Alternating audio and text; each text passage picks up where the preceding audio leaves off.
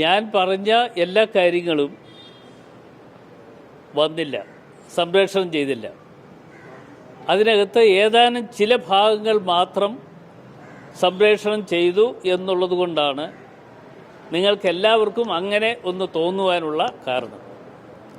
അതിജീവിതയ്ക്ക് നീതി കിട്ടിയില്ല എന്ന് തന്നെയാണ് ഞാൻ ഇവിടെ പറഞ്ഞത്.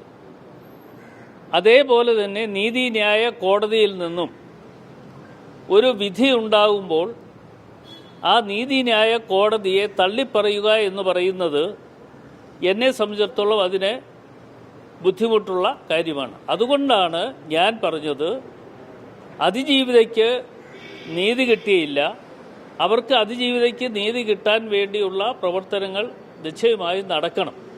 പ്രോസിക്യൂഷൻ്റെ ഭാഗത്തു നിന്നുണ്ടായ വീഴ്ചയ്ക്ക് ഇന്ന് ഗവൺമെൻറ് ഉരുണ്ട് കളിക്കേണ്ട ഒരു കാര്യമില്ല.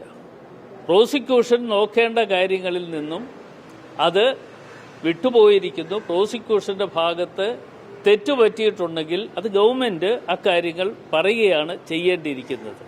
അതിന് പകരം ഇപ്പോൾ ഉരുണ്ട് കളിച്ചുകൊണ്ട് എന്തെങ്കിലുമൊക്കെ പറഞ്ഞ് രക്ഷപ്പെടുവാൻ വേണ്ടി ഇവർ തയ്യാറാക്കി വച്ചിരിക്കുന്ന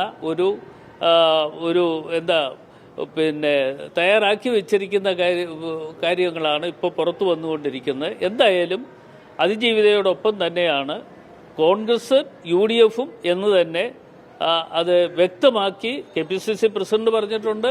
അതുപോലെ മുതിർന്ന നേതാക്കന്മാരൊക്കെ തന്നെ പറഞ്ഞിട്ടുണ്ട്. എന്നോട് ചോദിച്ച അവസരത്തിലും ഞാൻ ഇത് തന്നെ പറഞ്ഞു. ഒരു കാര്യം കൂടി ഞാൻ പറയാം.